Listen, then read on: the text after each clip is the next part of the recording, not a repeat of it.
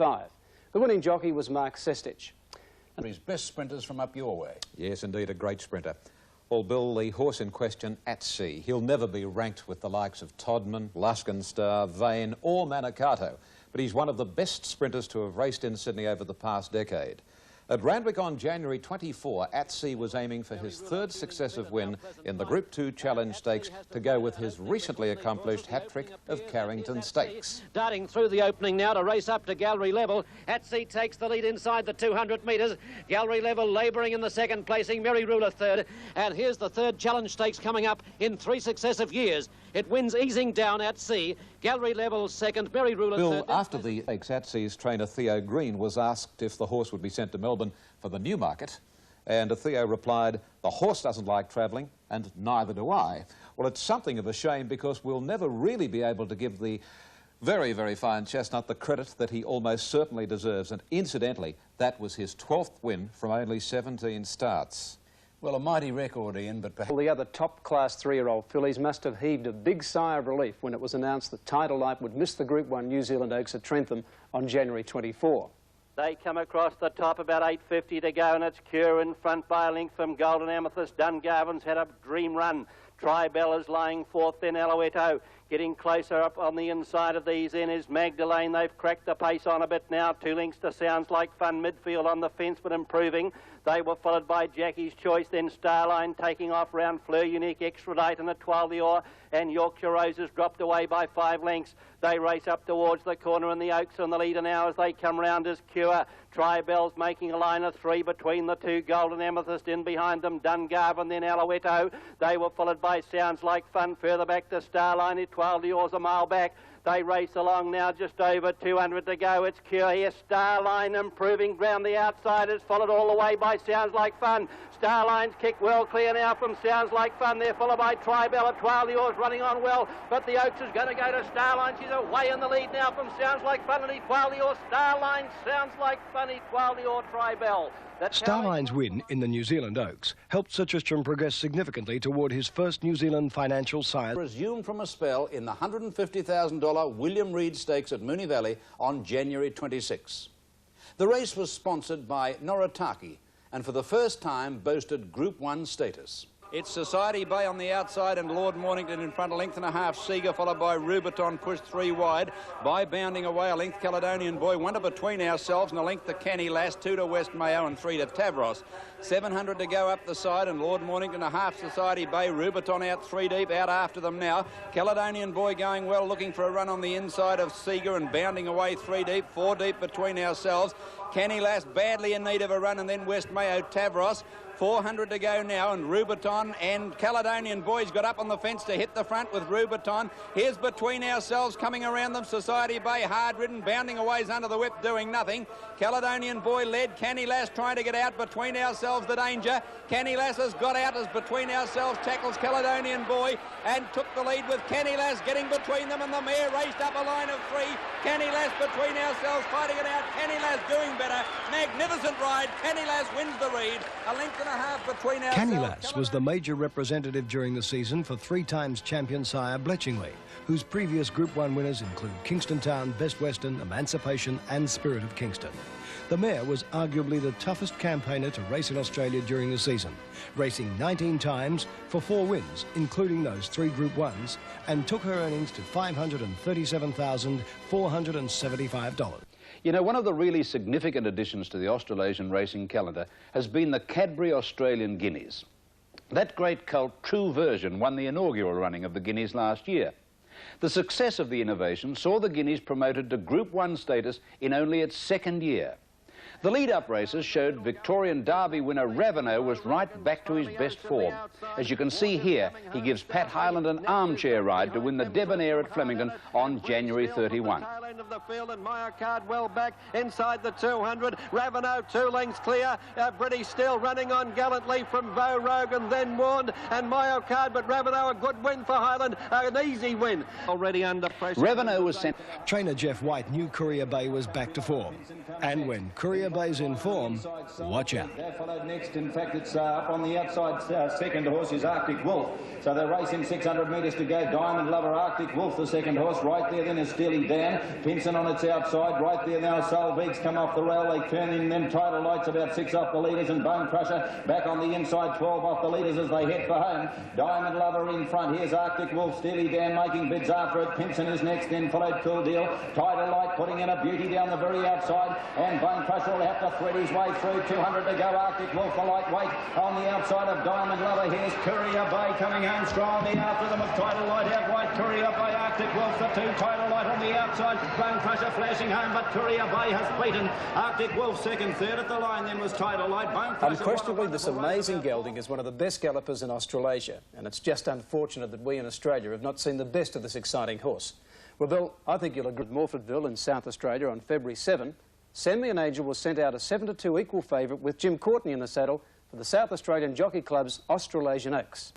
Jam-packed field as they race before the turn to the 600. Amelia under full pressure, being joined by Sean's sister. Combituate Lady, the bolter, goes up out very deep, and there's another one with them there too as they come before the turn. That's Dame Vengeance, and in that pack was on the inside Send Me an Angel, getting away from the rail. Happy View looking to get through. Flaming Wonder is now starting to work up out deep, and she's going to the leaders in a twinkling. Sean's sister headed off now by Flaming Wonder and also Shackle, and further back Evandale Star. They were followed further back for Reside and Send Me an Angel as they work down. It's going to be a tight go yet again. Evandale Star getting up on the inside with them. Flaming Wonder and Send Me an Angel is battling on, and so is Shackle. Shackle grabbed by Send Me an Angel, then Evandale Star, and Send Me an Angel. A bonny filly wins the Schweppes Oaks. That exceptionally strong performance. Australasian racing calendar has been the Cadbury Australian Guineas.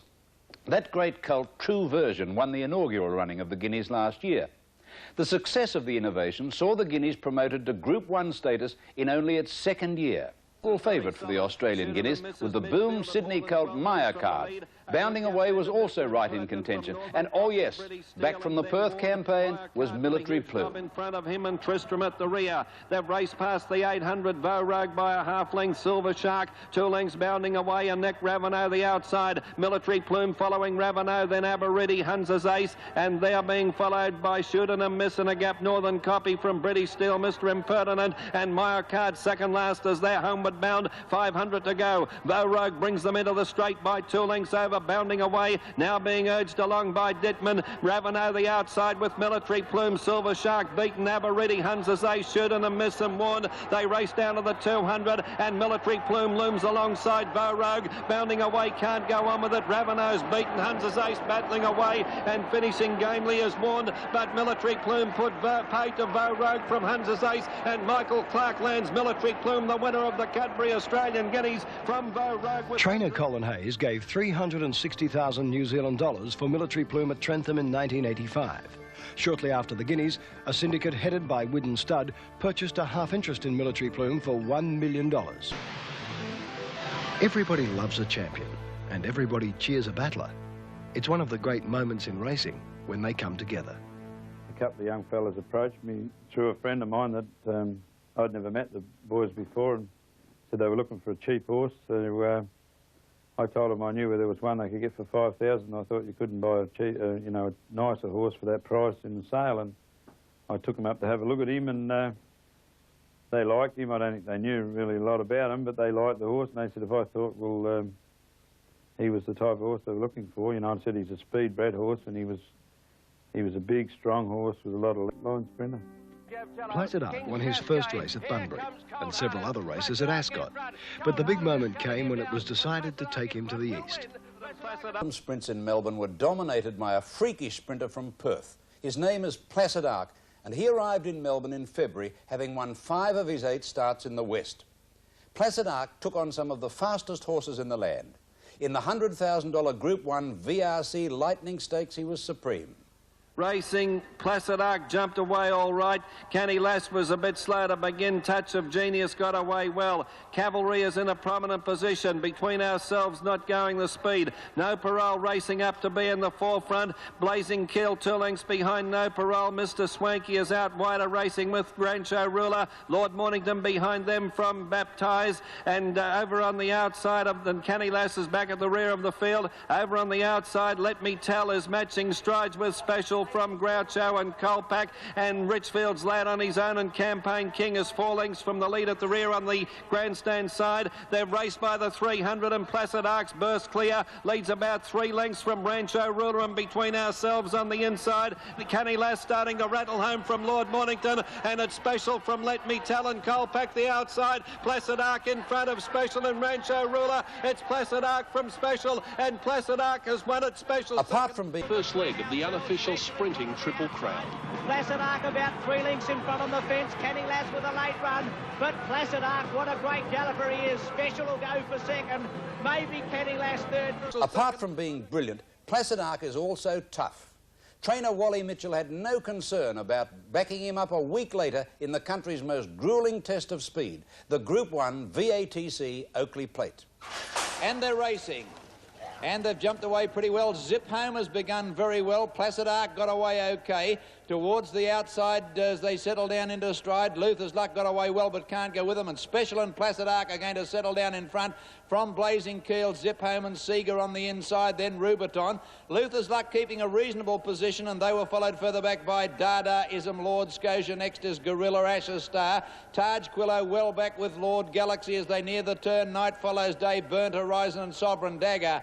Placid Arc burned to the lead on the corner, 500 out. It's 2 lengths in front of Special. 3 lengths away, Rubiton, followed then by Zip Home, Colpack. Next, Seeger, and at the head of the others then came Gorilla. But into the straight and the flying West Australian, Placid Arc by 4 lengths.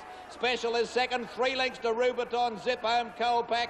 Further back then came Ashes Star, but Placid Arc well clear with 100 to go. Special trying hard. Oh, he's a real machine, this fellow. Placid Arc's going to canter in, wins by 3 lengths.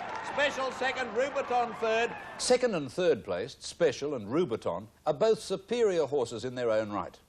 A week after... Co-trainers Jim Gibbs and Roger James had brought Title Light back from a short let-up and were aiming her for the Air New Zealand Stakes. The filly resumed with a sensational third to Courier Bay in the Group 1 Lion Brown Sprint at Te Rapa. That run cleaned her up nicely for the $175,000 Air New Zealand Stakes, the most important weight for age race in New Zealand. Racing in the Air New Zealand Stakes. One of the first out, Title Light. She's going to sprint up to go with them. Kosher on the outside of it. Coronel and ridden hard on the inside. Salveek to go with them. Title Light's going to get the lead. No, Salveek's going to hold her out on the inside. The pace right on. Kosher is no. Pacemaker is still Salveek. 1 length clear now. Coronel on the outside. Title Light, a beautiful run. Then followed Magnitude. Kosher is next. A half random chance. Fetu is next. Then Labrici. Then Blavinsky on the inside. The Filbert is next. He's 8 off the leaders. A length and a half Lomandy. Shannon, Precocious Lad, a bit like her on the inside last. Racing to the turn. 500 metres to go in the Air New Zealand, and Salveek led a length and a half. Title Light is second. Then on the outside, Coronel. 2 back behind it, Magnitude. They head into the straight, and Salveek slips away. Title Light's the first to challenge, a length away. 3 back, Coronel, then followed by Random Chance. Salveek in charge. Here's Little Title Light coming at it with the lighter weight. Salveek in front, Title Light levelling on the outside and got the lead, and she's going to fight a bit like a storming home late. But Title Light in front, 100 metres to go. Salveek 4 away, a bit like a Title Light in front holding Salveek, and she's going to win it. She's Title Light's home, James, a length and a half second. Salveek a bit like a third. One of the outstanding performers of 1987, and the colt the experts said was Australia's best staying 3-year-old since Kingston Town. Trainer Jeff Chapman gave Myakard a light campaign in Brisbane in 1986 and then missed the spring with this developing youngster. When he resumed in the autumn, we saw a special horse indeed. After 3 excellent performances in defeat, we witnessed a sample of what Myakard could do. Ryder out on the track at this stage is Evandale Star, and Myakard with a big run around them. Then Military Plume under the whip. Ravener's well beaten into the straight. It's on the inside, Hunza's ace, but Myakard's grabbed it in a stride out wide. They've got it between them well clear, followed in third placing then by Evandale Star out wide and Princess Calabrina. But Myakard went to the lead and is racing right away in the run home. Myakard coming away will win by about 6 lengths. Hunter's Ace is battling on over on the rails with Princess Calabrina. Myercard then found the Moonee Valley circuit against him in the Alistair Clark Stakes before... Be plumed by a couple of lengths. Rubiton contested a number of races before he became associated with the fourth musketeer, Harry White. And without detracting in any way from his previous... And the owner overheard Harry White say to Darcy Christie, "Isn't that a magnificent horse?" as he walked past. And the owner was fairly impressed by Harry's comment. And I think at that stage he thought, well, H. White thinks so much of his appearance. He was quite happy to contact him, see if he'd be interested. David Bayliss would change the rider, and just out of the blue he just gave me a phone call, and I asked if I would like to ride the horse, and in the Oakley Plate, and I jumped at it, the chance to. Going hard. Oh, he's a real machine, this fellow. Placid Arc's going to canter in, wins by 3 lengths. Special second, Rubiton third. And Harry said then after that race, the way the race is run doesn't suit him. He'd be better suited over more ground. And he said he thought a race like the Futurity Stakes was ideal, because at the time... A week after the Oakley, Rubiton gave us a timely reminder of that fact in the Group 1 VATC Futurity Stakes. They're well bunched at the 800, not a lot of pace on, and Rubiton out a length and a half in front and hard held. Second on the inside now is Goose Lane from King of Brooklyn, Campaign King right off the track. There also Courier Bay getting off the fence, Lockley's Tradition, but Courier Bay's gone back to last, but there's only 3 lengths from first to last. At the 600, Rubiton about a half length clear of Campaign King, King of Brooklyn. Lockley's Tradition got up on the rails from Goose Lane, King Phoenix, then at Tallack. Next El Vaquero and Courier Bay's last into the straight. Rubiton heading to the outside, joined by Campaign King, Lockley's Tradition. Then King Phoenix wider out on the track, coming out after them, and then at Tallack. With about 200 to go, Rubiton's doing well. A half length in front and kicking away from Campaign King. King Phoenix the danger. Then Playful Princess. Rubiton clear. King Phoenix trying to peg him back, but Rubiton's holding him safely. And Rubiton wins well. A length and a half, King Phoenix. Playful Princess third. Rubiton's victory pushed his sire's Century through the $5 million barrier in progeny earnings. The win gave Connections added confidence that they could turn the tables on Placid Arc in the $250,000 Super Mild Newmarket Handicap at Flemington on March 7.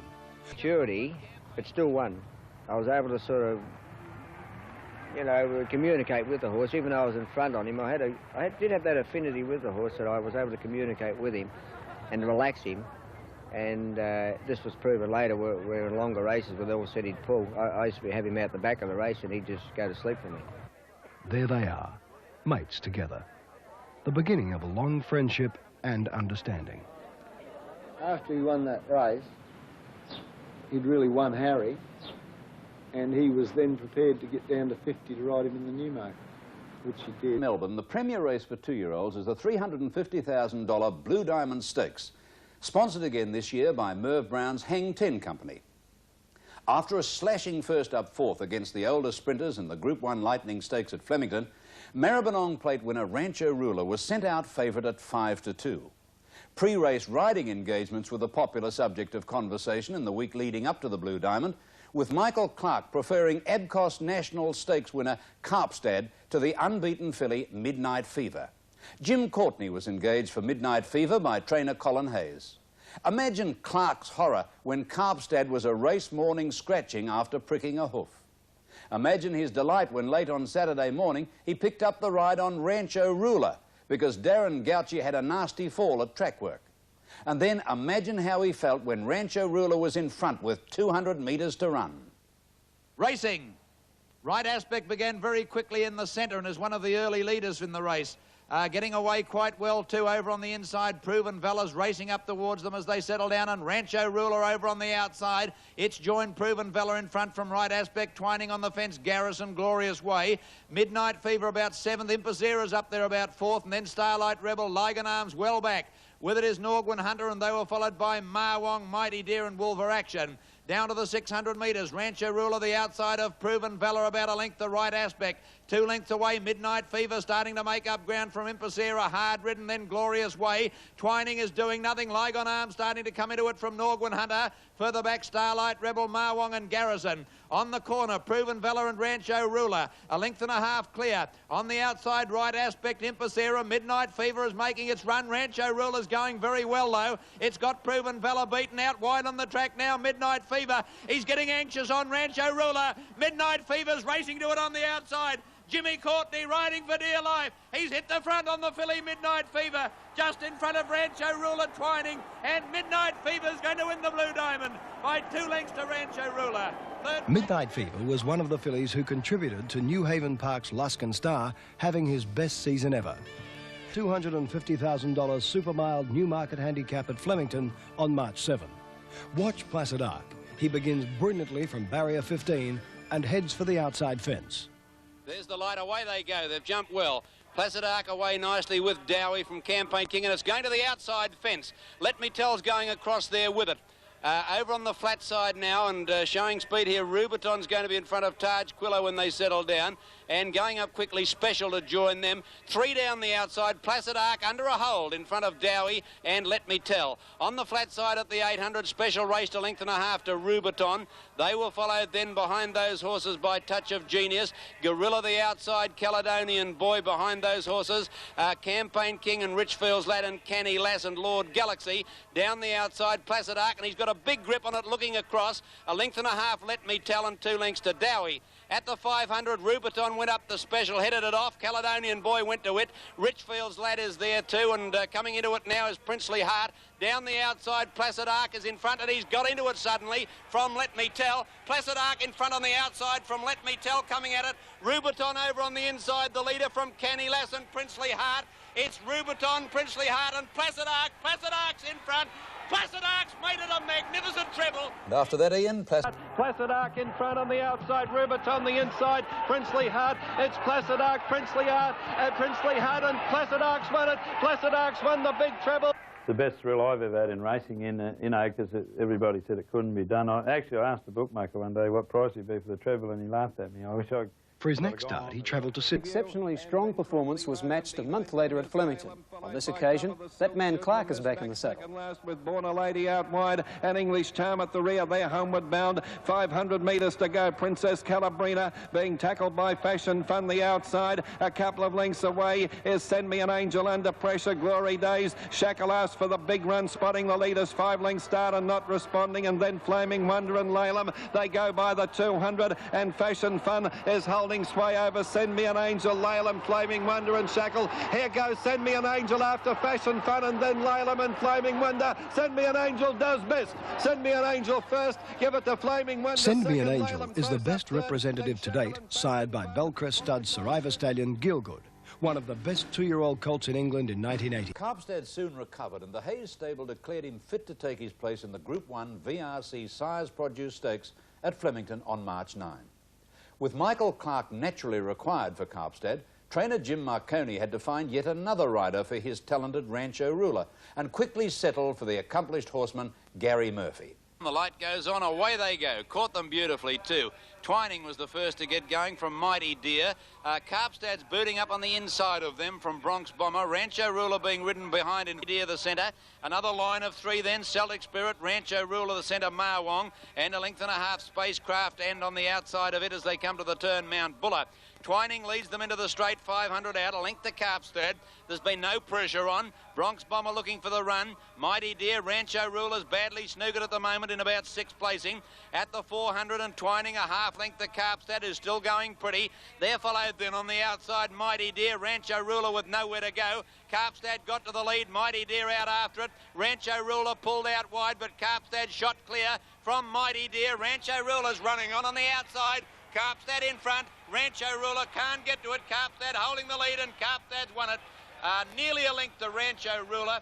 Carpstead represents the ultimate in breeding in this part of the world. His dam, 8 Carat, is a half-sister to champion European sprinting filly Habibti, as well as to the most promising broodmare Great Clare. As we'll see later, Carpstead, destined to stand at Windsor Park Stud, New Zealand, was not the only Group 1 winner to represent 8 Carat this season. At Flemington on March 9, we witnessed the second best race of the entire season. Appropriately, the same horse won both events. Who else but the mighty Bone Crusher? And I'm a Red Man. Here's Travel Light taking off 3 deep. The pace picking up a little. And then I have the Skykeeper's Dynasty Prince Fox Seal. Down past the 800 and the leader Celtic Air. About a length Illustrious. At Tallack goes up on the rails. 3 parts to Bone Crusher and on the outside Travel Light. Eye of the Sky, I'm a Redman Dynasty Prince. They've slowed up again at the 600. And the leader here on the inside, Celtic Air. At Tallack off the fence is going to go between it and Illustrious. Bone Crusher trailing it, and on the outside Travel Light. In the straight, Illustrious took the lead. Tallack at him. Bone Crusher's got clear on the outside, and then Dynasty Prince. Tallack's taken the lead at the 300, shot a length in front of Illustrious. Bone Crusher, Stewart's gone for the whip as he makes his run on the outside, but Tallack's got 2 lengths on him. Bone Crusher's going to be everything we thought to get near Tallack. Tallack a length and a half in front. Bone Crusher trying hard. He's gradually making ground. Bone Crusher coming at Tallack. Will the champ get up? He lunges. Yes. Get up. He lunges. Yes. Oh, it might be a dead heat. Bone Crusher or a dead heat with Tallack. A length and a half. Fox Seal might have got third from I'm a Red Man. They're followed next in the field by Sir Illustrious Dynasty Prince. Behind them is Travel Light. Then I have the Skykeepers and Celtic. Melbourne Cup champions, the mighty Bone Crusher, long odds on, versus the handsome imported stallion Tallack. Bone Crusher's under the whip. Tallack's a length and a quarter in front. He's got him beaten, I think. Now Bone Crusher comes at him. Tallack a half in front. Bone Crusher goes to him. They hit it. Tallack's one of the nose. The photo showed Bone Crusher by an eyelash. They hit it. Tallack's one of the nose. But it was after this courageous win, Frank Ritchie believes it was all slipping away. Yeah, I believe that race killed him more than any other. Most people believe that the Cox Plate and the Japan Cup illness really knocked over Bone Crusher, but in that Australian Cup, Tallack really made him work. He hadn't had quite the racing to season him for it, and it just really knocked him out. I don't believe he was ever the same horse again after that. Here he is in victory, following in the footsteps of previous winners Dalmatia, Emancipation, Rising Prince and Heat of the Moment in the Group 1 Chipping Norton Stakes over 1,600 metres at Warwick Farm on March 14. 800 mark, Diamond Shower tacking onto that leading bunch, and then Periscope and Colour Page followed by Sea Pictures. Barbarino Boy third last with Silver Award second last, and Abit Liker is last. Coming to the 600 mark, and Imprimatur led Bull C in second place, 2 away. Our Waverley Star niggled a bit now. Rising Prince on his outside, and then Periscope and Diamond Shower followed by Colour Page, Sea Pictures, Barbarino Boy, Abit Liker second last, and Silver Award is last as they turn in the Chipping Norton. Bull C is allowed to stride up by Dittman to take the lead at the top of the straight from Imprimatur. Our Waverley Star hooked to the outside is immediately under pressure, but he's going after them quickly. Our Waverley Star went past Bull C like that horse was tied to the fence, and here comes the little lady, Diamond Shower. Our Waverley Star clear, Diamond Shower trying her heart out in second place, but the key with is too good. Our Waverley Star beat Diamond Shower, a bit like a flash. It was appropriate that Australians should be able to see this outstanding racehorse in the winner's circle at last. Our Waverley Star was ridden the perfect race by Lance O'Sullivan and broke an horrendous run of group race placings for his father. Placid Arc was off to Sydney. Yes, indeed, Bill. He made his weight for age debut in the Canterbury Stakes on March 21. Placid Arc has the lead, leading about 2 lengths on Blazing Keel, about a head away on the outside, Courier Bay being flicked at with a whip, and then Campaign King, and they're followed by Canny Lass, drawn, slipping up along the rail, and Gold or Me. Placid Arc is nicely clear now. Blazing Keel is making a run, and Courier Bay handy, and Campaign King is under the whip, but Placid Arc given a clout with the whip, shot about 3 lengths ahead. Campaign King getting through to second, but no match for Placid Arc, and it's 5 on end for Placid Arc to beat Campaign King. He travelled to Sydney for the Canterbury Stakes. He come out on the Saturday and he breathed in Canterbury. He equalled the race record that Manicato held, and I got no doubts in my mind he could have took half a second off it. It was a very soft win, and he made horses like Campaign King and Canny Lass, Courier Bay, and those horses He just made him look second rate. And Blazing Keel is going after Placid Arc. Squawks gives him a liven up with the whip. Placid Arc again scooted away, put 3 lengths on Blazing Keel. Campaign King is running on well, but Placid Arc is going to add the Canterbury Stakes to his amazing record. And the WA 3-year-old Placid Arc does it again. His last run of it. It came as no surprise to anyone when Gibbs and James elected to send Title Light to Sydney for the autumn. The shock came when Bounding Away and Diamond Shower were race morning scratchings for the Canterbury Guineas.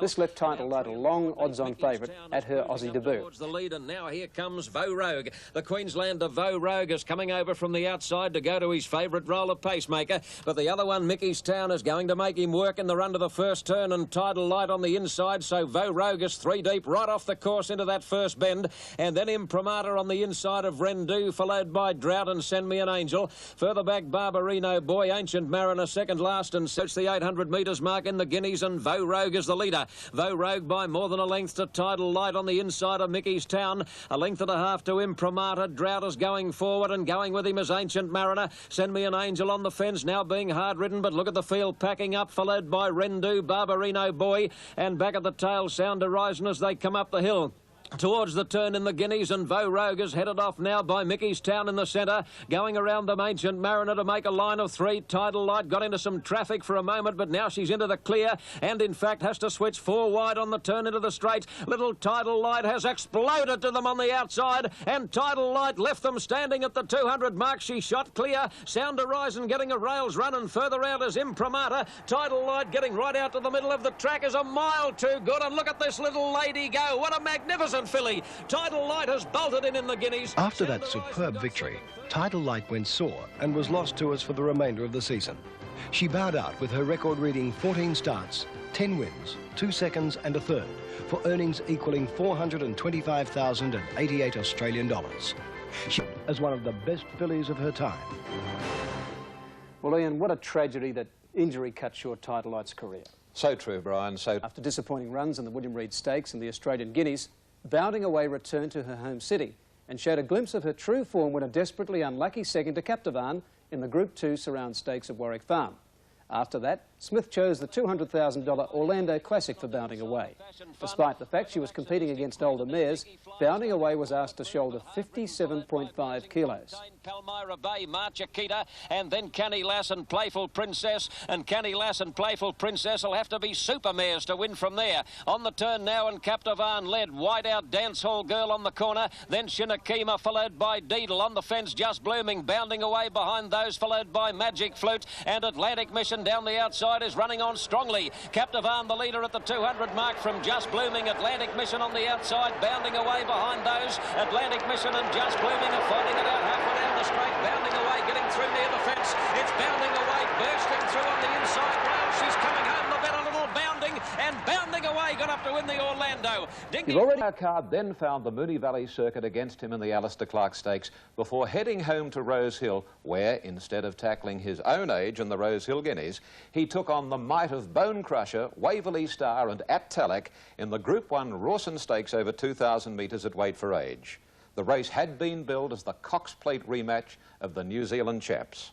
Down the back they run to the 1,000 metres mark, and Beale Bangara went further ahead. Opened up a break of 5 lengths on Waverley Star, a half length away. Bone Crusher on the outside, and Shane Dye in this war of nerves is not going to let our Waverley Star get too far away from him. He wants to keep him in sights every step of the way. At the 800, Beale Bangara by 2.5 lengths to our Waverley Star. Bone Crusher's about a length and a half away in third place, being heeled along a bit by Dye. Bone Crusher losing ground. Maya Card has gone up on the inside of him as they near the turn. 3 or 4 lengths away At Talak, followed by a bit like a hard-ridden but coming into it, and then Colour Page and Periscope as they turn for home. Beale Bangara the leader, our Waverley Star in second place. Dittman wondering where Bone Crusher is. He's about 2 lengths away on the outside under the whip and struggling. Bone Crusher, our Waverley Star, exploded to the lead. Maya Card's the danger, if any. Bone Crusher in third place is labouring. Maya Card's the danger to our Waverley Star. Is it another Spear Chief and Ajax job as Maya Card ranges Changes up to our Waverley Star. Bone Crusher 5 lengths away.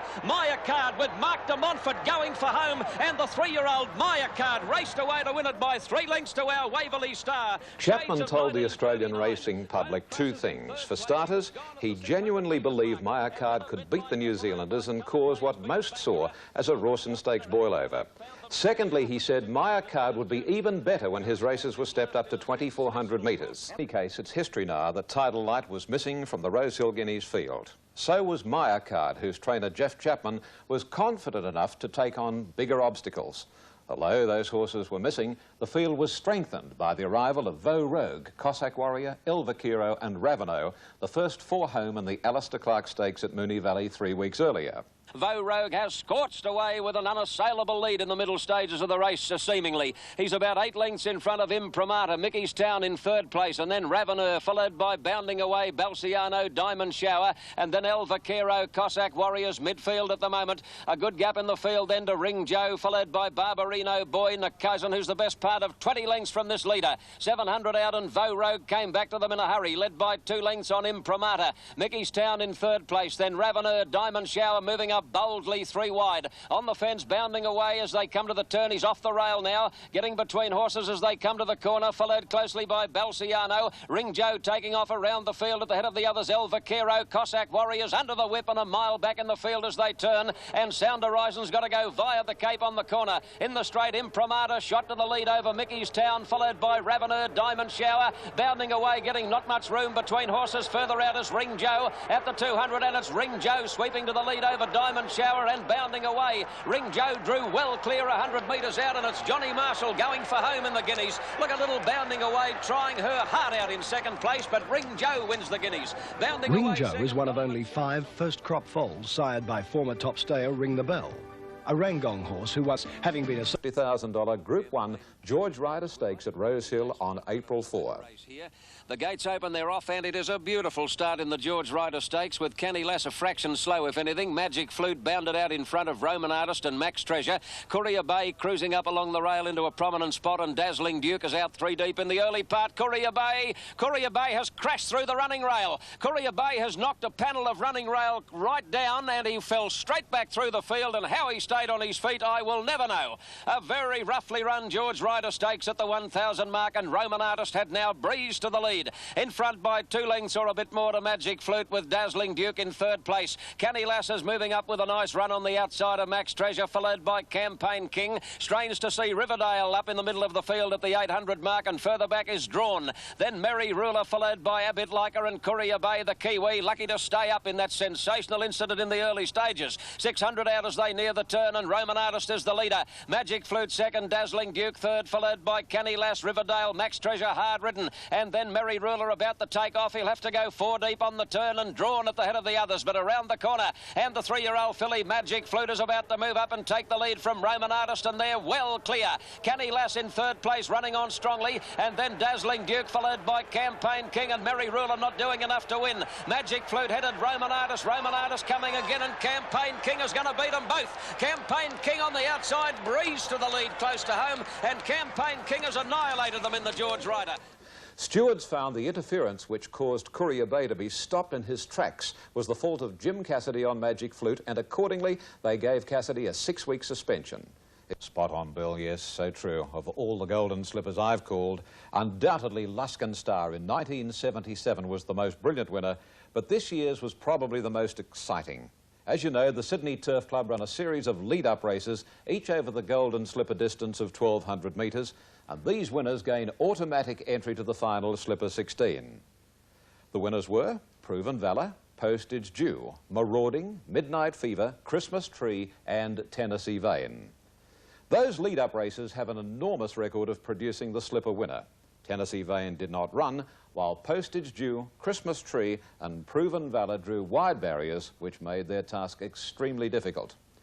Midnight Fever was the centre of a huge betting spree and went to the barrier a firm 7-2 favourite ahead of Christmas Tree, Magic Million winner Snippets and the giant colt Marauding. Racing in the slipper, and Proven Valor towards the outside began brilliantly. Injustice a little bit slow to move at the start. Snippets began fast, and so did Christmas Tree. And Tasman Dancer is scorching along the rail. Mother Duck is right up there with them in the early part, followed by Marauding. Midnight Fever threading away between runners into a prominent spot, and then Dream Faith, and out deep as Postage Due. Further back, Lygon Arms, followed by Prince Anton, Injustice, and Celebrity Lover, and Boasting as last as they come through the gap onto the course proper, where Mother Duck is the leader. Mother Duck in front, Snippets is running second, Proven Valor third, a length and a half then to Rancho Ruler, getting a beautiful run on the inside of Midnight Fever. Christmas Tree is out 3 deep from his wide gate, and then Dream Faith, followed by Tasman Dancer. Further back in the field, Injustice as they turn for home, and then Prince Anton, and Marauding is badly placed in the straight now, and Mother Duck the leader. Snippets on the outside has raced up to hit the front. Snippets had shot clear coming to the 200 mark. Christmas Tree is out after him, battling on strongly Tasman Dancer. At the head of the others, Rancho Ruler. Snippets is weakening. Christmas Tree coming at him with Tasman Dancer. Now Marauding, Lygon Arms, and further out Boasting. What a finish coming up. It's Lygon Arms and Marauding. Marauding won the slipper. Marauding. It had to happen one day. It took them 30 years, but the New Zealanders have finally laid claim to having bred a golden slipper winner, even though it was Robert Sangster's Swettenham stud which bred this great colt. Marauding is from a great Australian family, however, being from Biscalawi, a stakes place daughter of champion sire Biscay and the top flight Group 1 winning race mare Nunkalali.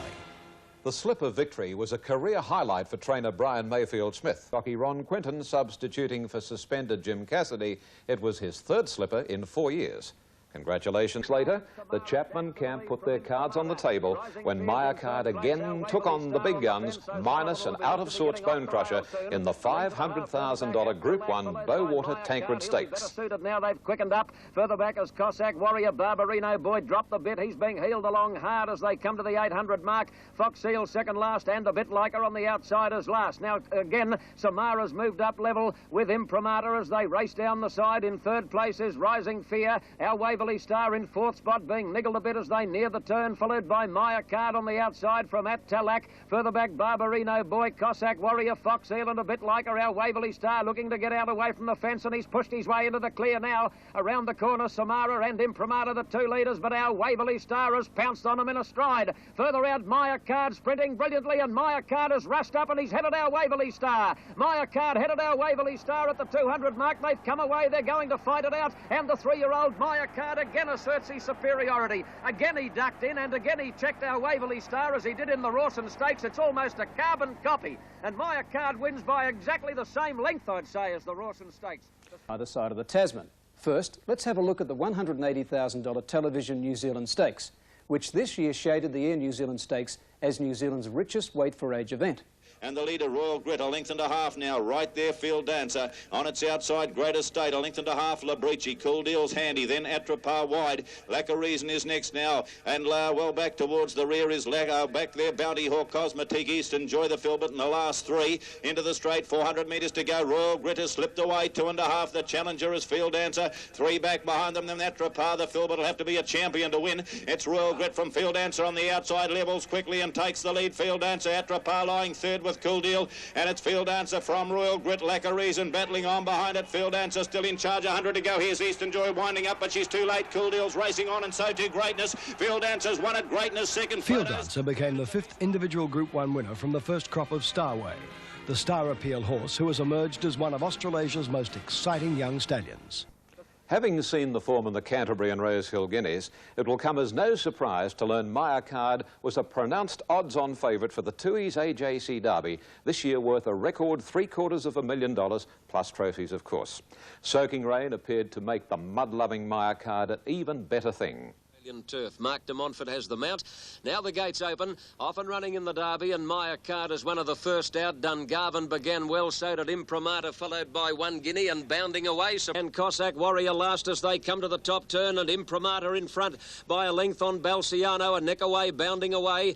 Then My Precocious Lad, followed by Barbarino Boy.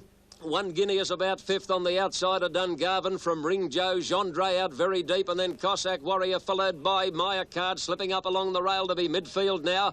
Diamond Shower tagging him through, and last of all is our Palliser as they come towards the 600 mark, and it's Imprimatur just the leader over Balciano. Bounding away is in third place, followed by Maya Card getting a dream run right up along the fence behind those leaders, and then Dungarvan followed by My Precocious Lad right off the track on the home turn. One Guinea with Cossack Warrior from Diamond Shower, and Ring Joe has held up for a run behind a wall of horses over the rise, and bounding away has sprinted up. Maya Card getting a rails run, bounding away, got to the lead. Maya Card on the fences, coming at him now. My Precocious Lad running a big race, and right down the outside Gendre, but Maya Card left them standing. Maya Card shot away at the 100 mark. Hail the new king. Maya Card rocketing away is going to win the Derby by a big margin out. He now gets into the millionaire class. Maya Card. Let's watch again the progression of events which gave Maya Card that saloon passage along the rails.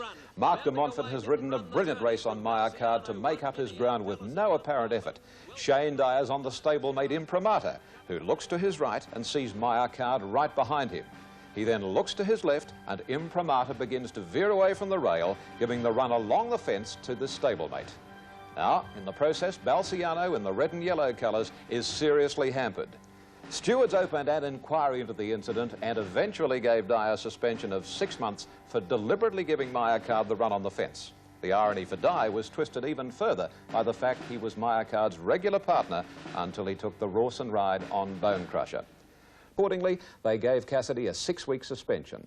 It was that indiscretion which was to cost Cassidy golden slipper glory on marauding, and Shane Dyer was engaged to replace Cassidy when Magic Flute had her rematch with Campaign King 2 weeks later in the most prestigious of all the Australian metric miles, the Group 1 AJC Doncaster Handicap. Rushing up towards the lead.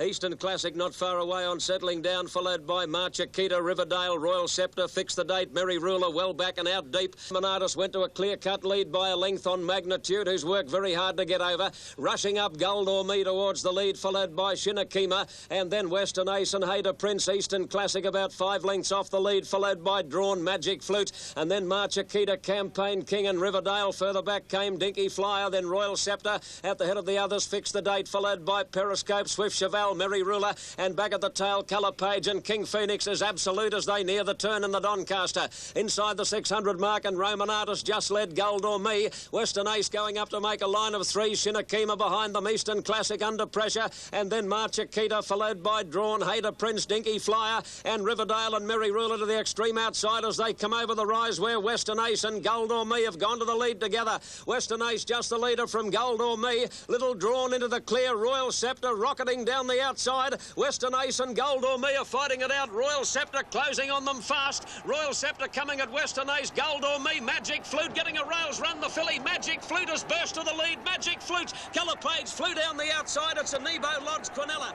Magic Flute's win set the seal on her career. And this regard, Brian, after the AJC Derby, most were conceding the Sydney Cup to Maya Card. But 3 races after Maya Card's Derby, the running of the Chairman's Handicap added a new dimension to Cup discussions. Fastest has the lead over Zamboanga and Reckless Tradition as they make the turn. Silver Award and Out of Sight are handy. Major Drivers going through along the rails and getting a dream run, but wide out Reckless Tradition went to the lead. Rastus making a run. Major Drivers bailed up for that inside run, but is now getting clear Major Drive, and Major Drive has raced through to hit the lead from Rastus and Silver Award, and they're followed by Reckless Tradition and Out of Sight, but Major Drive shot clear inside the 100-metre pole. Silver Award and Rastus giving chase, but Major Drive has beaten Silver Award. Rastus third, then Out of Sight. Come Sydney. The Canterbury Stakes was a $62,000 bonus for the owners of Placid Arc. His major mission was the Rothwell Galaxy, a Group 1 race over 1,100 metres at Randwick on Easter Monday. The handicapper paid Placid Arc the compliment of assessing him the equal of Luskin Star, who won the 1978 Galaxy with 57 kilos at his last start before retirement to stud. At the head of the others then is Captivan. At Sea has worked his way up into about 4th spot on the outside. Further back in the field as they come to to the home turn, then Pete's Choice, followed by Timothy. A good gap, the top Avenger, followed by Credit Again and Be Precise. On the turn, Placid Arc, the leader. In second place, Princely Heart at Sea on the outside. Now Pop the Question, followed by Special, and well back Sky for Lou and Wing Commander. Placid Arc in front of the 200. He's gone for the whip on it. Princely Heart and At Sea on the outside are trying to get to him. Placid Arc is starting to feel the pinch. Princely Heart inch by inch is wearing him down. At Sea on the outside, can't get to them at the moment. Placid Arc and Princely Heart are going to fight it out. Princely Heart put his head in front, right on the line, and Princely Heart won the Galaxy. The defeat was something of an anti-climax for the big Randwick crowd, who dearly wanted the Perth champion to complete the 5-way Grand Slam of major autumn sprints. Placid Arc's record for the season was 11 starts for 8 wins, 2 seconds and a third, for earnings of $478,050. But in the midst of Placid Arc fever, let's not forget the game performance of Princely Heart. Princely Heart had won over 1,000. The 6.5 kilo pull in the weights would tell against to pressure the Perth champion, hoping that the 6.5 kilo pull in the weights would tell against the Arc. Take an optimistic look to the future with the staying bred colts and aim them at the longer races for juveniles. The first of these in Sydney is the $150,000 Group 1 Sires Produce Stakes over 1,400 metres at Randwick, a race with a long history of upset results. Back in the field with Injustice, followed by Mighty Willem and Boasting as last. At the 800 metres mark, and Snippets went to the lead under a good hold by a little over 2 lengths to Marauding. A length and a half away in third place, Raise the Banner, 3 deep on the outside of Tennessee Vane and Lygon Arms. A length and a half further back in the field as they near the turn, Prince Anton, followed by Omnicorp. Sky Chase between horses, Flotilla taking off around the outside, and then Mighty Willem. Further back, Petriro, followed by Bozam and Lord Westminster as they turn for home in the Sires. Over the rise and Snippets, the leader, Marauding, Pop the Question. There's a rails run there for Lygon Arms if he's good enough, and Flotilla wide out is running a big race at any old price. At the 200, Snippets still in front, Marauding trying to get to him. Sky Chase is coming through behind them, but Snippets has booted. He's got them beaten. Snippets is clear. Marauding and Sky Chase can't pick him up. Can he run 1,400 metres? I'll say he can, and Snippets beats... Snippets had earlier won the inaugural running of the Magic Million race at the Gold Coast, so a victory in the Group 1 event will certainly boost the reputation of this clever Queensland bloodstock industry promotion. Snippets was ridden on this occasion by Peter Cook, his first Group 1 winner after returning from a long break caused by a major back injury. 40-1. In the Queen Elizabeth Stakes, she is pitted against a very good middle distance field, which included Bone Crusher's old sparring partner, Our Waverley Star. At the 800 mark in the Queen Elizabeth, and Eau de Toile has moved up now to share the lead with Beal Bangara. Our Waverley Star getting it tailor-made. In third place, 1 horse off the rail on the outside of Northern Plain. Further back, Royal Scepter about to take off, and on the fence behind those, Limitless from Travel Light and Dinky Flyer last, but tacking on as they turn the corner. Into the straight, it's Eau de Toile and Beal Bangara, the 2 leaders. Royal Scepter's rushed up and he's gone past Our Waverley Star. The odds-on favourite is not going too well as they come up the rise. Eau de Toile and Beal Bangara fighting it out from Royal Scepter, Limitless joining in, and further out Travel Light and Dinky Flyer. Our Waverley Star's gone. Limitless shot past Royal Scepter with 100 to go. Dinky Flyer is rocketing down the outside. Limitless in front. Dinky Flyer is coming at it now. Dinky Flyer lunging at Limitless and got there on the line. Dinky Flyer is the 10th stakes winner and the 2nd this season for Balmerino, and the 3rd winner from the Irish-bred mare Dinky Di, who also produced the stakes winner Raja to a subsequent mating with Balmerino. But here is the race she richly deserved to bound away with, the $200,000 Group 1 AJCX. Evandale Star led the Oaks field about 2 lengths on appreciation, bounding away, getting a dream run third. In 4th spot on the outside, Dungarvan, then Adrianette, Show 'em Sadie coming. Our Q is under heavy pressure, followed by Counterfeit Coin, Irish Maiden, and then Magdalene, Laleham and Bowsprite last as they turn the corner. Into the straight, Evandale Star, the leader, bounding away on the outsiders, cruising up. Dittman had a peep over the left shoulder. Round the World is close handy, and here comes our Star Line down the outside, but bounding away, kicked, bounding away, full of running at the 200 mark, clear of Round the World, and our Star Line under the whip and struggling now, bounding away as well, clear with 100 to go. She's got the Oaks won. Round the World boxing on strongly, but the champion filly bounding away wins another big one. Bounding away, beat The AJC Oaks was bounding away's 9th win from 19 starts and swelled her earnings to almost $1.5 million, moving her into 2nd place behind Kingston Town as the all-time leading stakes earner in Australia. The Oaks was her 3rd Group 1 win for the season and her 6th overall, an amazing record racked up by a truly amazing filly. Barling Away was the first 2-year-old to be voted Ansett National Horse of the Year. The AJC Oaks was Barling Away's 9th win from 19 starts, and she finished her career in the winter of '87 with nearly $1.5 million in stake money.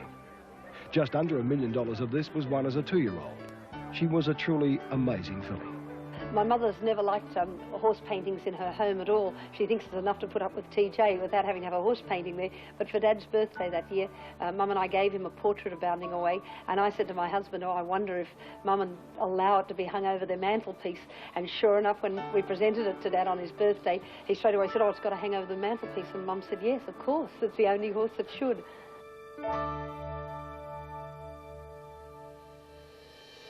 The 2-year-old section, there's a clip I'd like to show you. Now, this is not a Group 1 race, it's not even a Group 2, but the race is the Fernhill Handicap, a Group 3 over 1,600 metres, and the horse I want you to watch is Bozam. And look at him go. Bozam has just cruised up on the outside. He picked up 5 lengths in about 50 metres. He shot past Ironic Lady and said, ta-da, it's all Bozam. This is what he's been leading, 1,600 metres, and look at him go to the line. Bozam. Gee, he'll be a good horse next time. Bozam won by 5 lengths to Ironic Lady. Bill, we all know what a great sire Zamazan is, but his 2-year-old group winners have been few and far between. But with his stock better with maturity, you can just imagine how good this fellow could well be. Well, he's certainly impressed me, Ian, and he's so athletic and well-made too. Yeah, this is true. Well, the Fernhill Handicap has thrown up many classic horses in the past. Gallopers like Prince Darius, Persian Lyric, Gun Sind, right through to Veloso and Handy Proverb, and in my opinion, it could well have done the same with Bozam. The Group 1 all-age stakes run under weight-for-age conditions over the Doncaster circuit. Magnitude almost got onto the heels of one in front. Campaign King wanted to put his head up in the air momentarily, followed by Petrus, Courier Bay, and Cookie's got that big chestnut striding along nicely in 6th position. Further back, Colour Page, joined on the outside by Drawn, and a length and a half away last King Phoenix as they come to the 600 mark. Roman Artist about a half length on Shinakima. Magnitude on the inside of Campaign King, and Dittmans gives the baldy-faced chestnut the run of the race. Courier Bay next on the outside, followed by Petrus, Colour Page, Drawn, and King Phoenix last for home. Into the straight 400 out over the rise. Roman Artist joined by Shinakima, but the King has pounced on them. Campaign King stormed to the lead on top of the rise. Kicked away nicely clear. Magnitude's about to run into 2nd place. The back markers have given away too much start, and Campaign King's got it all parcelled up. He's well clear 100 out. Dittman goes for home on Campaign King, and the flashy chestnut wins by 3 lengths to Magnitude. The disappointments of the Perth Summer Carnival behind them, the Campaign King camp was now back in full swing.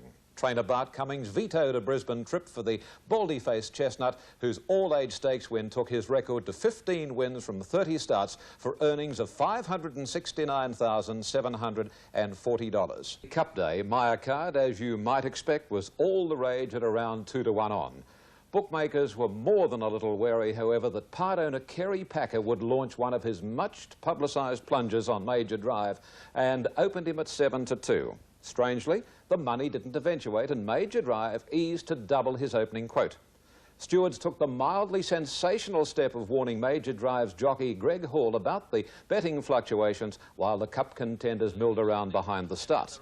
Running in the Sydney Cup of '87, Commercial Balance was allowed to fall out of the gate and went straight back to the test time. Maya Card is now being allowed to stride up 3 deep by De Montfort. Silver Award hard ridden at the 800 mark, and further back Major Drive. Well, you know, we weren't all that confident. I've got to be honest about it. I honestly didn't think that I could beat Maya Card, and I suppose 90% of, or 95% of people would have thought that he was, too good for us. But Lord Dreams out of sight. Maya Card 3 deep is coming into it strongly. Commercial Balance between horses, and then Major Drive. Rasty's on the fence as they turn for home, but around the corner, Maya Card straightened up about 4 lengths off the lead, and here he comes now. Rising Fear hit the lead on top of the rise, but the 3-year-old Maya Card has gobbled him up in a stride. Major Drive on the outside, looking a danger, however. Maya Card in front. De Montfort's gone for the whip. Major Drive is coming at him. They're going to fight it out. Maya Card in front. Major Drive inch by inch is wearing him down. Major Drive coming home better, and Major Drive got up to win the Sydney Cup. The win must have been particularly satisfying for trainer John Marr, with Major Drive having missed a start in the Melbourne Cup and Drought having failed to strike in the autumn. 2 of the beaten colts and the sires were to sweep the remaining 3 juvenile Group 1s. I refer to Sky Chase, whom you will have undoubtedly seen run home strongly to beat all bar Snippets, and Flotilla, a creditable sixth after being trapped wide. On the strength of that excellent second, punters sent out Sky Chase a warm 7-4 favourite for the McWilliams Champagne Stakes over the Randwick Mile. Sky Chase has pegged away on the fence as they come to the turn on the inside of Whiskey Supreme, followed by Mighty Willem and Flotilla. Omnicorp is taking off. Dawnville is going with him, and they're both right off the track on the corner, boasting behind them. Over the rise in the Champagne and the Cloisters just led Lily Antoinette. Lygon Arms pouncing on them now. Getting a rails run is Sky Chase if he's good enough, followed by Mighty Willem and Flotilla. The run comes for Sky Chase. He's dashed through to head the Cloisters. They've kicked away clear of Lygon Arms, followed by Omnicorp and Flotilla, but Sky Chase shot clear with 100 to go, and he's going to win the Champagne Stakes in a breeze, Sky Chase. Sky Chase came away to beat Flotilla, third the Cloisters. Sky Chase is an athletic son of the increasingly successful Windsor Park stallion Star Way, one of the very best young stallions in New Zealand. Although a maiden going into the Group 1 mile, Sky Chase had demonstrated his class on each occasion he'd raced. Scene is Adelaide for the Mercedes-Benz South Australian Derby. And who else would be there other than our roving reporter, Brian Martin? Saturday, May 9 at Morfordville is the date and venue for the South Australian Derby, a race which has this year carried... Master turning for home, 400 to go, and Oriental Mill, the lone grey in the race, got a length in front now of on the outside Happy View and Cool Rock and Daddy between them. Dandy Andy looking for room. Shark's Fin's pushed up on the rail. He's got a dream run on Shark's Fin to go to the lead now. Scotch Caper and Brisker out wide. They stretch across the track. Happy View and Shark's Fin from Dandy Andy, and Brisker's coming at them. Shark's Fin and a slugging go just in front. Just wins the Derby.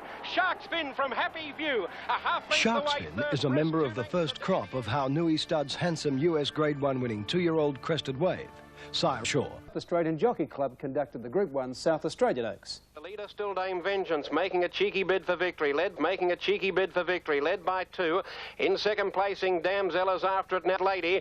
Well back, Show 'em Sadie, and last of all, Kingdom Ruler, homeward bound as they swing 450 out. And on the inside, Dame Vengeance has been beaten off by Damsel. In turn, Happy View comes at it, and Marmalita wider out off the track, about 7 horses from the rail, goes up to get on terms with Happy View and Damsel. Flaming Wonder's got plenty of room to get between them if she's good enough, and further back, Sean's sister. 4 chances only in the Group 1 South Australian Oaks, with Marmalita the Grey going to the lead. In second position, giving a bit of ground on the inside, Damsel, headed now by Flaming Wonder. Marmalita in front, though. She's going to win the Oaks, and the Grey filly gets home Marmalita a length on the line.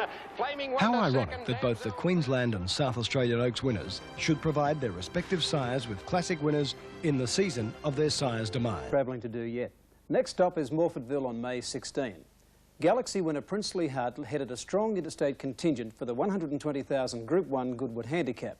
Heavy rain over the previous week meant the track was the heaviest in memory for the richest sprint in South Australia. Masters very wide, 8 off the rail. Up there with it too was Aqualone working into the race. Art Masters headed straight to the outside fence, but by design. Amalid led on the inside. In the centre is Daring John, getting a great split to go through after it now. Right down the outside, Art Master. Up towards the outside too was Manora. Back near the inside there was Majestic Moss and also Mahogany Row. They stretch across the track. Daring John the leader. Art Master the danger out wide. Daring John in front. Art Master's trying to get to it with Majestic Moss, but Daring John in front. Art Master and Manor are flying, but Daring John wins it. Daring John is probably the best mud runner seen in Victoria since the sensational Stain Vita in the mid-70s.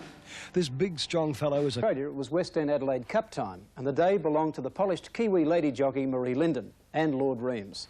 Lord Reams, she's given this every chance, and over on the outside, Hall Strong. Overland Boy goes up sharply, and Bourbon Boy joins in as Cativo sweeps to the lead. They've completed a full circuit back where they started inside the 800 now, and it's Lord Reams poking through, with on the outside Overland Boy and also there Bourbon Boy and King's Pleasure and Hall Strong. They make a line of 4. Bourbon Boy settling just behind them for the run for home. Enchanteura's coming into it quickly. Cativo giving ground, and then came Camden Poacher. They were followed by Codicil and Stormjoy and Pika McGuess. Lord Reams has hit the front at the 400-metre mark.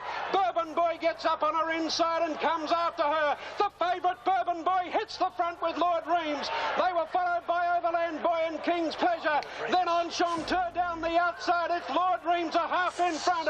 Bourbon Boy can't pick him up. It's Lord Reams clear of Bourbon Bourbon Boy. This young lady, Marie Linden, is set for racing history. A 2-mile cup is in her grasp. Can he stay, Lord Reams? Ha! He'd stay till closing time. Listen to the crowd, they've gone mad.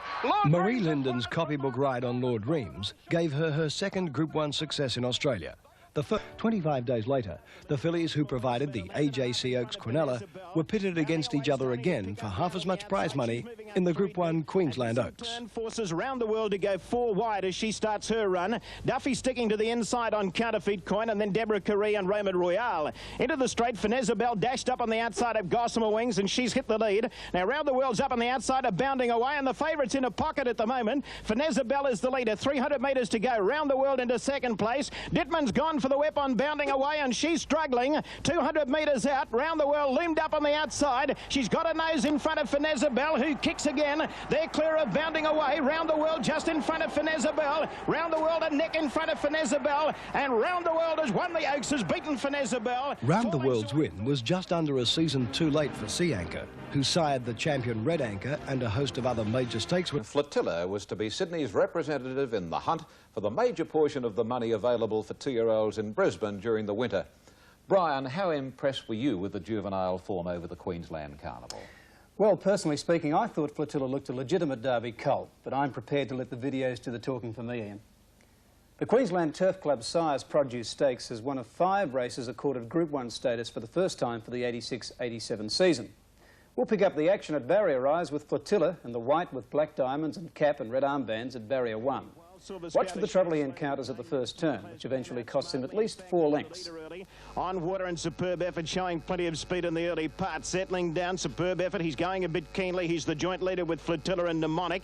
Never too close in that bunch as well. And On Water's out about 4 deep in the early part. Just behind them all Ashore, who began nicely today. He's trailing through into a lovely trailing position. Recommendation is next on the outside, followed by Highway News, who's drifting back to about midfield. And then Navajo Girl going up to the by Recommendation, who's on the outside of Never Too Close, and then Marjay Silver Scout. Flotilla running about 7th on the inside, Smokestack to the outside making ground. Further back Navajo Girl, Lord Westminster, Mud Crab, Amboise starting to go forward but giving them a long start. Well in the straight, 300 metres to go. Superb Effort still the leader. He's clear, he's kicked away, he's 3 lengths in front of On Water. Flotilla to the outside starting to make ground, and then all ashore. Superb Effort in front, he's starting to feel the pinch, he's stopping. Here comes Flotilla with a great run. Flotilla race straight past Superb Effort, shoots to the front, and he's home and hose. Flotilla's too good for Superb Effort. Flotilla's win was a milestone for Dalmatia, the high-class Sir Tristram horse who stands with Biscay at Beamer Stud in the Hunter Valley.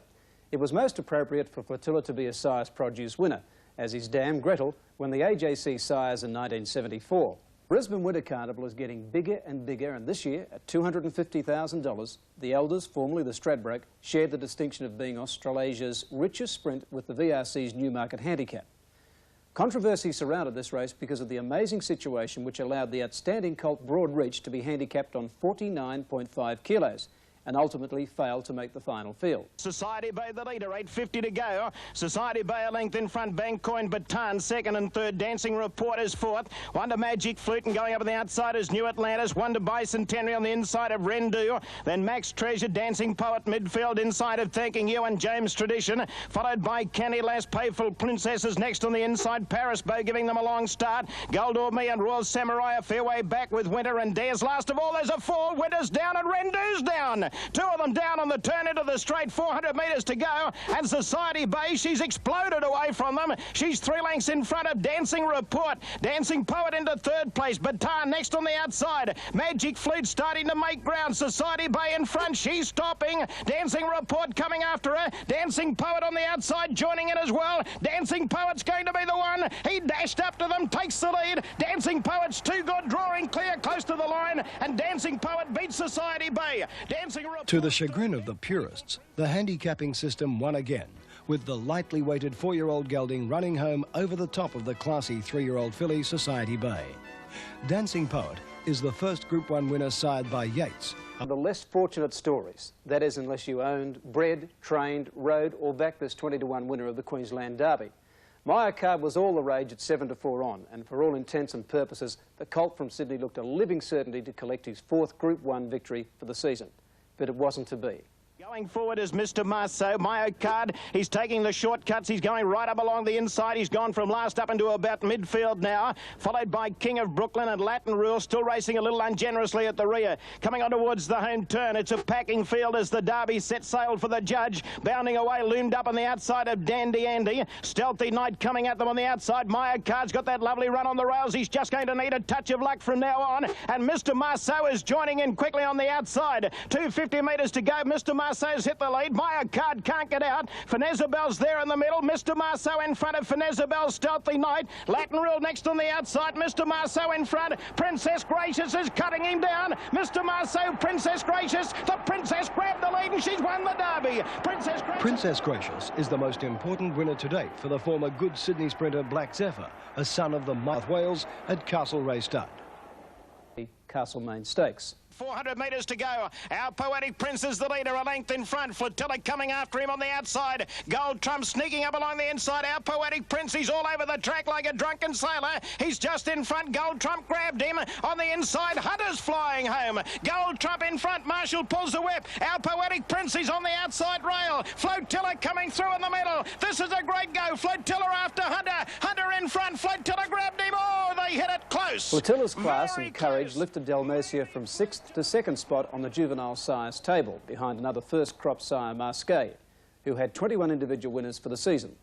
Let's open a reliable guide to the Brisbane Cup, another 3,200 metre handicap run at Eagle Farm exactly 3 weeks later.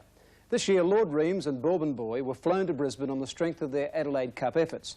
But on this occasion, the South Australian form counted for nothing. Down the side now, 850 metres to go, a bit more speed on. Our Silver Elm, she's easing off the rail. She leads by a half length. Finezabel kicking up on the inside of her. And Myocard is kicking up inside of the pair of them. Followed by Round the World and one taking off right around the field. It's Enchanteur. Lord Reams is with that leading bunch as well. And there goes Tristram's Addition around them. Pecura Boy Limitless next, followed by Palmyra Bay, Pecura Boy and Bourbon Boy. Straightening up now, 450 metres to go. Enchanteur, he's deep on the track, but he's taken the lead. It's Enchanteur in front of Lord Reams. Tristram's Addition out wide. Myocard starting to struggle a little bit, and then Round the World. Dittman has shot Enchanteur well clear. 200 metres to go. Limitless and Round the World coming after Enchanteur. Myocard's gone. It's Enchanteur in front. He's running about badly. Limitless is driving it. Enchanteur. Round the World is still there. Limitless dashed up, hit the lead. Limitless. A shock result it might have been, but it marked Group 1 winner number 28 for the indefatigable Sir Tristram. The Queensland Turf Club didn't use their discretionary powers to include Broadreach in the field because they didn't want to create a precedent. Anyway, Broadreach won the Tourist Ministers' Cup at Doomben at his next start and became exempt from the ballot for the Rothmans' 100,000. Racing now. Broadreach began quickly near the inside. Daring John and Mirabin going fast with Captivant in the early part. Let Me Tell is ridden for speed, and Myotic Wolf is going fast in the early stages as well. Here's the Crush coming across from the outside. Mirabin coming over with Let Me Tell and Myotic Wolf. Broadreach is going to settle about 4th on the inside. Tolai showing plenty of dash. Mars Boris well back towards the rear of the field is Canny Lass with Gold or Me as they head down the side. Paris Bow up just a little worse than midfield. They run towards the bend now. 500 metres to go. Let Me Tell is the leader. Broadreach is off the rails at the right time. Daring John running about 4th on the outside, and Captivant's going up quickly. Tolai still with that bunch. Myotic Wolf just behind them. Then New Atlantis and Lord Penn saving ground over towards the inside. 300 metres to go. And Johnny Marshall, let him go. Look at him go. Broadreach raced away from them. 3 lengths in front. On the outside, Northern Copy starting to make up ground. And then Lord Penn. Broadreach is in front. He pulls the whip on him. He's too clear of Northern Copy. Broadreach is in front. Northern Copy is chasing him, but Broadreach is too good. Broadreach was the 7th Group 1 victory for the season for Bart Cummings and the 5th for jockey John Marshall. It was Broadreach's 7th win from only 10 starts. Broadreach is the 6th individual Group 1 winner sired by Zephyr Bay.